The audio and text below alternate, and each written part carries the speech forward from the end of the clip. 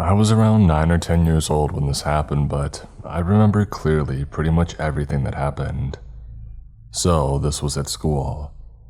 It was lunchtime, which lasted around 2 hours. I was with a group of friends and we were playing like pretty much everybody else. But we started to notice people in front of the school. And when I mean people, I mean around a group of 20. Usually there wasn't anyone, or they were just walking by. They all had their phones in their hands. A woman approached the entry of the school and she just started taking pictures of every kid she saw. We could tell because she had her flash on. An adult of the school went to see her and told her to stop, but she didn't. Instead, she just smiled terrifyingly at him and said something that I didn't hear, but it looked kind of like when a mother would comfort you in a "it's gonna be okay" type of way. So he started to get mad because, well, taking photos of children like that is weird as heck. Eventually, she went away, but that didn't really change anything if you want my opinion, because everybody else in front of the school was taking pictures of us. I mean everyone, literally. I especially remember a guy that was pretending to call, except that he didn't talk and he also had his flash on, so we quickly understood that he was also taking photos. As kids, we thought it was fun and some sort of a game, so we started playing hide and seek with them, being like, he flashed me, I'm gonna die, or other stupid stuff like that. But we really started to understand that it was a real problem when one of them tried to open the entryway. That was kind of useless since the barriers weren't high enough, so if he wanted to get in, he could just climb up a little.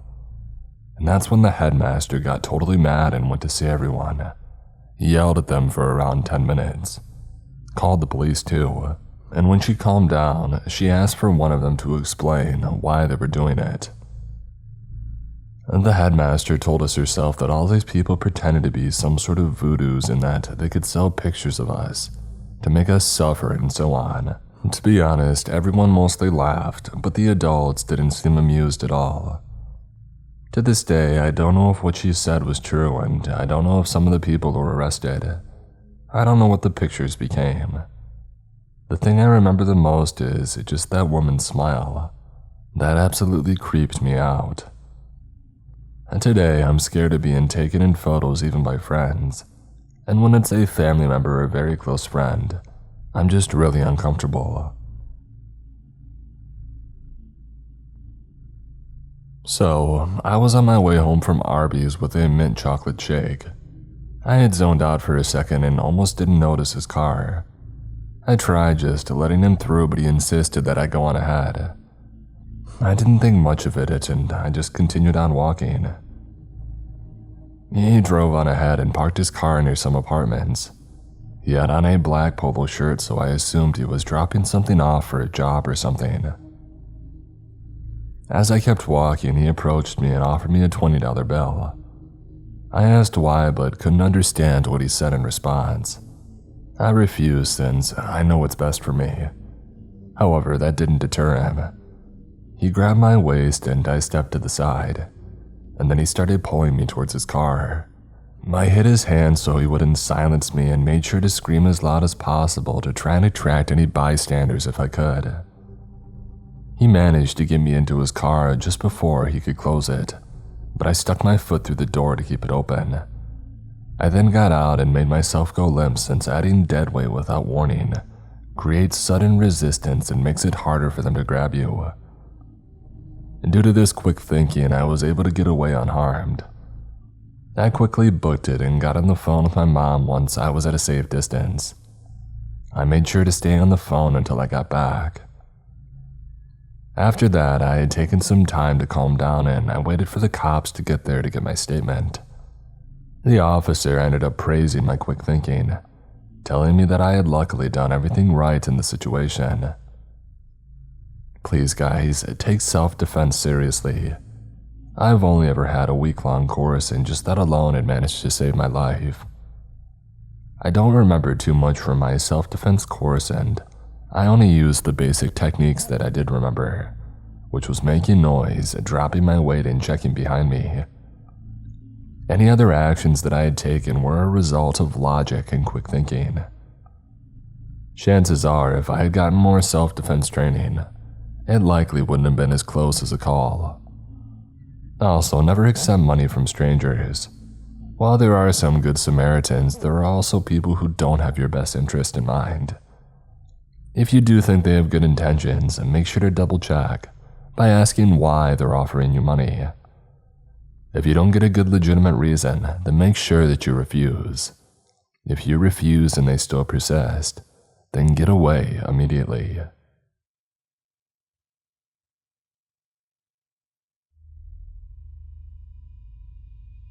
A few years ago, a group of friends and I decided to go camping out in the local woods. It was a beautiful summer day and we were all excited about the trip and we couldn't wait to get there. We arrived at the campsite in the late afternoon and quickly had set up our tents. After dinner, we sat around the campfire telling stories and roasting marshmallows. As it had started to get dark, we all decided to turn in for the night as we would have many more days ahead of us and we wanted to get our rest. We crawled into our sleeping bags and quickly drifted off to sleep. However, my peaceful slumber was short-lived. In the middle of the night, I was awoken by a strange noise outside of my tent. At first, I thought it was just an animal, but then I heard footsteps. I listened carefully, trying to identify the source of the sound. It sounded like somebody was walking around our campsite. I sat up in my sleeping bag trying to get a better sense of what was going on. That's when I saw him. A man walking around our campsite, peering into each tent. At first, I thought that it might be somebody from another campsite who had wandered over by mistake. But as I watched him, I could tell that he was up to no good. He was wearing all black and his face was obscured by a hooded sweatshirt. He seemed to be trying to avoid being seen as he moved from tent to tent. I tried to wake up the others in my tent, but they were all sound asleep. I knew I had to do something, so I quietly unzipped my tent and I slipped out. I followed the man as he made his way to the other tents. He seemed to be searching for something, but I couldn't tell what. As I watched him, I felt a chill run down my spine. It was like he knew we were there and he was specifically looking for us. Looking for someone. I felt like I was being watched and the hairs in the back of my neck stood up. I tried to stay as quiet as possible, but I was worried that he would hear me and turn around. After a few minutes, the man stopped at one of the tents and he seemed to be staring at it intently. I couldn't see what he was doing, but it was clear that he was up to something. I was too scared to confront him, so I decided to quietly make my way back to my tent. When I got back, I woke up my friends and told them what I had seen. They were all understandably frightened and didn't know what to do either. We decided to stay put in our tents and keep quiet, hoping that the man would eventually leave us alone. However, that was not the end of it. The man continued to circle our campsite for hours, occasionally stopping to look into the tents again. We all huddled together, trying to stay quiet and did not draw attention to ourselves. We were so terrified and none of us could sleep. Finally, as the sun rose that morning, the man had disappeared into the woods. We were all relieved, but we knew that we couldn't stay there any longer. We quickly packed up our tents and we left the campsite. As we walked back to our car, we discussed what had happened. We all agreed that it was one of the scariest experiences of our lives. We didn't know who the man was or what he wanted, but we knew that we didn't want to find out. After we had made it back home, we reported the incident to the police. They took our statements and they said that they would go and check it out. However, we never really heard anything back from them. We were left with more questions than answers. I wonder what he was looking for and why he was following us. Was he just a curious passerby or was it something more sinister? The fact that he was wearing all black and trying to remain hidden, it made me think that he had ill intentions. I couldn't help but feel this sense of paranoia after that experience. Every time that I went camping or hiking, I was always on high alert, constantly scanning the woods for any sign of danger. It took a while for me to feel comfortable in nature again. Several years went by and I had all but forgotten about that creepy man in the woods. That was until one day when I was watching the news. They were reporting on a series of crimes that had occurred in the area near where we had gone camping. As I watched the report, my heart sank. The man they were showing on the screen looked to be the same man that I had seen in the woods that night. He had been arrested for multiple counts of breaking and entering, assault, and stalking. I felt a mixture of relief and anger. Relief that he had been caught and would no longer be a threat to anyone, and anger that he had been able to get away with his crimes for so long. It was a sobering reminder that danger can lurk in even the most peaceful of settings. It also made me appreciate the importance of being vigilant and aware of my surroundings. Looking back, I realized how fortunate we were that nothing more serious had happened to us that night. It could have been much worse if that man had decided to take things further. I learned a valuable lesson from that experience. I now make sure to always be prepared and aware when I'm out in nature, and I encourage others to do the same. It's always better to be safe than sorry. In conclusion, the experience of being followed by a creepy man in the woods was one of the scariest moments of my life. It made me realize that danger can lurk anywhere, even when you least expect it. It also taught me to always keep an eye out and to be aware of what's going on around me. I'm grateful that we were able to all make it out of that situation unharmed and that the man responsible was eventually caught. But it still bugs me to this day. Why did he just keep peering into the tents and never do anything? What was he waiting for?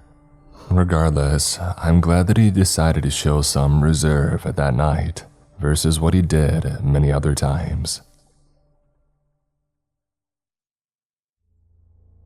This happened probably 5 or 6 years ago. I think I was 18 at the time. For starters, I lived in a city where neighborhoods and forests kind of blend together. There are plenty of wooded areas where people go to have bonfires and parties. One night, after discovering that our usual spot was crowded with people, I suggested we go to a spot that I had been to a few times nearby. I had been there multiple times, but only during the day. The street where we park is maybe 200 feet from the tree line. It's in your average middle-class neighborhood. Nothing crazy is really known to happen there. So we walk in, start a bonfire, and we're all having a good time. Some of us are drinking and smoking a bit, myself included. About 45 minutes pass and I'm a little intoxicated, but nothing major. And over the sound of our quiet music and my friends talking, I hear something odd. I can't make out what it is, so I figure maybe I'm just hearing things. Maybe another 10 minutes go by and I hear it again, a little better this time. It still sounds relatively far away, but it sounds like Velcro tearing. I stop and just kind of sit there and try to listen, while my friends carry away laughing and talking. They haven't seemed to notice. And that's when I hear a sound that I was very familiar with. A zapping noise like you would hear from a taser. Very brief but unmistakable. My stomach drops and I started looking around a little frantically. My girlfriend at the time was the first to notice my distress. She asked me what's wrong and I explain, and she immediately starts worrying. She gets my friends to quiet down and we all just sit there and listen for a bit. And then we all hear it. An electric zap, brief again, but we all know that sound. We all start panicking a bit and we quickly put out the fire while asking each other what the heck that was or where exactly it was coming from. We were all scared to walk out, and it's only maybe a 5-minute walk to the street, but it was dark. We all muster the courage to finally walk the path out, and we don't run into anyone. We finally get to the street and start walking to our cars, nervously laughing and relishing being under street lamps again. I see him first. He's walking towards us, not at us, but walking in the direction that we just came from, slightly to the right of us, and he's holding a stick of some sort. It scared me at first, but for a brief second I calmed myself. It was a pretty safe neighborhood that I knew really well, and it was really common to see people out walking at night. But then I noticed that he's looking right at us. That stare is burned into my mind. We pass each other. My friends and I are all silent as we're having this stare down with this random man, and that's when it happened. He doesn't break eye contact, holds up the pole and smiles his creepy smile. His eyes are open so wide that the end of the stick lights up bright, and that same zapping sound happens again, much louder this time. He's holding a cattle prod. We live in a city, no farmland nearby, so no reason to have one. My friends and I are silently crapping ourselves as he walks past us, maybe 20 feet away, and goes straight into the woods without a flashlight or anything. We all get into our cars and we peel out of there. We never went back to that spot.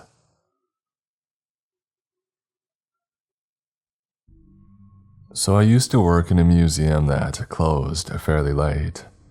During the summer, we would be open until 10 p.m. and living in the capital city, I unfortunately had to always pass very crowded places in order to get home.